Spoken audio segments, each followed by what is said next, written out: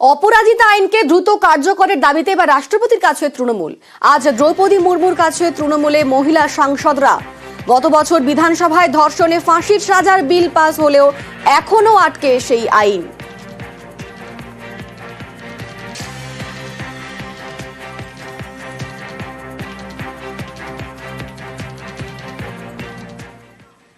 আমদানি শুল্ক শূন্য, রফতানি শুল্ক 40%।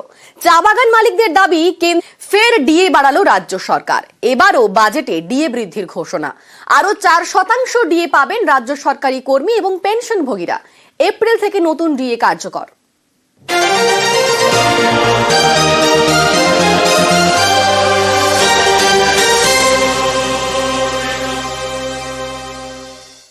কর্মচারীদের 4% ডিএ দেওয়ার জন্য মুখ্যমন্ত্রীকে জানাই অভিনন্দন। অভিনন্দন।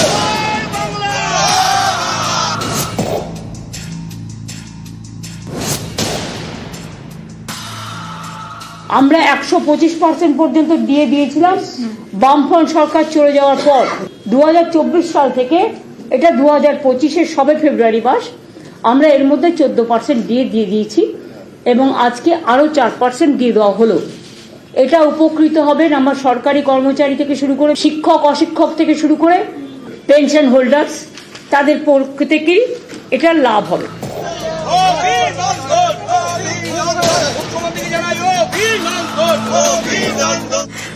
দিদির কাছে খুবই কৃতজ্ঞ, অতিথি আমাদের বাড়িয়েছে, আমাদের খুব আনন্দ। আমরা 6% ভেবেছিলাম যে 6% দেবে, এটুকু দিয়ে ছোট নিয়ে আমাদের সন্তুষ্ট থাকতে হবে।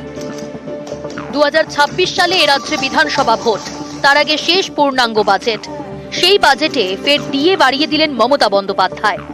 14% থেকে বেড়ে হলো 18%।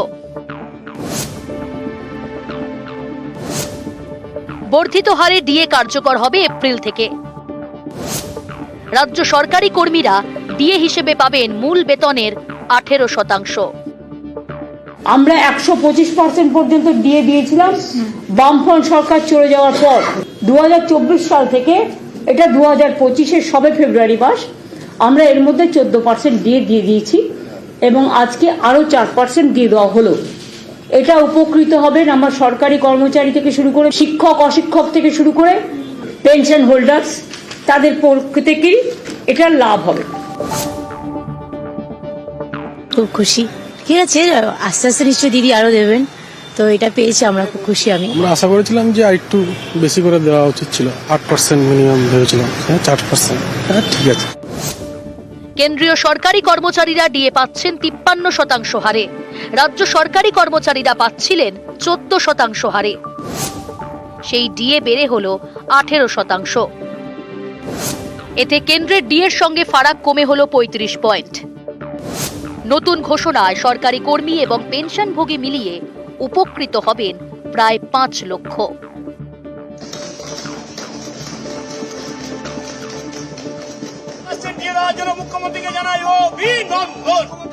নিউজ 18 বাংলা। কেন্দ্র ঝুলিয়ে রেখেছে দশকের পর দশক। রাজ্য সরকারের টাকাতেই হচ্ছে ঘাটাল মাস্টার প্ল্যান। এবারের বাজেটে সেই ঘাটাল মাস্টার প্ল্যানের জন্য 500 কোটি টাকা বরাদ্দ করা হলো। এতে ঘাটাল জুড়ে উচ্ছ্বাস। রাজ্যের অন্যান্য নদী ভাঙন রুখতেও হচ্ছে মাস্টার প্ল্যান। এর জন্য বরাদ্দ করা হচ্ছে 200 কোটি টাকা।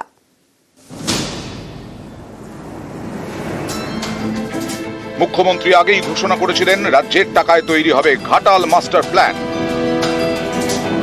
সেই মতো কাজ চলছে। এবার রাজ্য বাজেটে ঘাটাল মাস্টার প্ল্যানের জন্য বরাদ্দ করা হলো 500 কোটি টাকা। ঘাটাল মাস্টার প্ল্যান প্রতি বছর বন্যা হয়, হাওড়া ভাসে, হুগলি ভাসে, মিদনাপুর পূর্ব ভাসে, মিদনাপুর পশ্চিম ভাসে। ঘাটাল মাস্টার প্ল্যানে 1,500 কোটি টাকা খরচ হবে।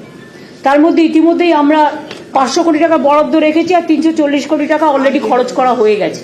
বলে বলে কেন্দ্রীয় সরকারের কাছে যখন কিছু পায়নি তখন। প্রতি বছর বর্ষায় ভাসে ঘাটাল, প্রতিবারই ঘাটালের রাস্তায় নামে নৌকো। এই ছবি বদলাতেই ঘাটাল মাস্টার প্ল্যান। বুধবার পেশ করা রাজ্য বাজেটে বলা হয়েছে, রাজ্য সরকার সমস্যার স্থায়ী সমাধানে বহু আগে ঘাটাল মাস্টার প্ল্যান তৈরি করে। Flood management and border area প্রোগ্রামের অধীনে সেই প্ল্যান কেন্দ্রীয় সরকারের কাছে পেশ করেছে। কেন্দ্রীয় সরকারের সাড়া না পেয়ে রাজ্য সরকার নিজস্ব বাজেট থেকে অনেক নদীতে ড্রেজিং করেছে। ঘাটালে 341 কোটি টাকা খরচ করে 115 কিলোমিটার ড্রেজিং করা হয়েছে। ঘাটাল মাস্টার প্ল্যান আগামী 2 বছরের মধ্যে শেষ হবে। মোট খরচ হবে 1,500 কোটি টাকা।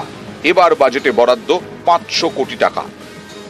আজকে সত্যি ভীষণ ভালো লাগছে, খুব একটা ইমোশনাল একটা দিন আমার জন্য। হয় নাকি ভেবেছিলাম কি সত্যিই হবে, তো আজকে সেই স্বপ্নটা পূরণ হতে চলেছে এবং বাংলার প্রত্যেকটা মানুষ দেখতে পেল তিনি তার কথা রেখেছেন। আমি এবং আমার ঘাটাল লোকসভা কেন্দ্রের প্রত্যেকটা মানুষের তরফ থেকে তাদের হয়ে দিদিকে ধন্যবাদ জানাচ্ছি, কারণ এইটা সত্যি খুব দরকার ছিল।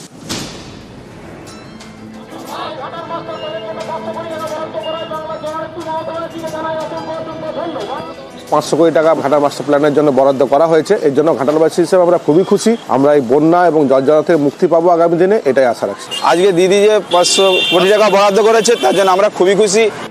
বাজেটে বলা হয়েছে নদী ভাঙন রুখতে সামগ্রিকভাবে মাস্টার প্ল্যান তৈরি করা হবে।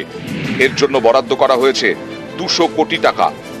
আজকে আমাদের মাননীয় মুখ্যমন্ত্রী 200 কোটি টাকা বাজেট করেছেন, তাতে আমরা খুশি হয়ে যে আমাদের দ্রুত গতিতে যেন কাজ হয়। রাজ্যের তার সীমিত ক্ষমতা অনুযায়ী 200 কোটি টাকা এটা অত্যন্ত খুবই ভীষণ কাজে লাগে, মানুষের উপকার লাগে। গঙ্গাসাগরের জন্য এবার বাজেটে বরাদ্দ করা হয়েছে।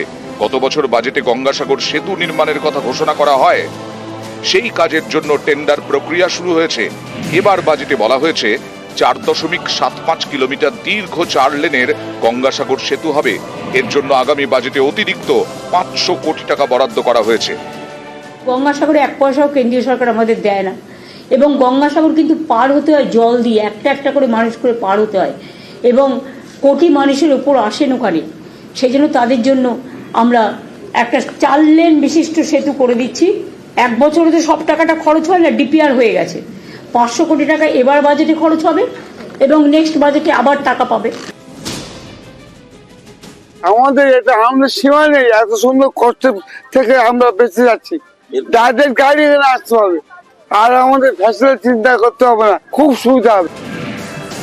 এদিন বাজেটে এও বলা হয়েছে বিভিন্ন নদীর মধ্যে এবং নদী ও জলাভূমির মধ্যে সংযোগ স্থাপন তৈরি করা হবে।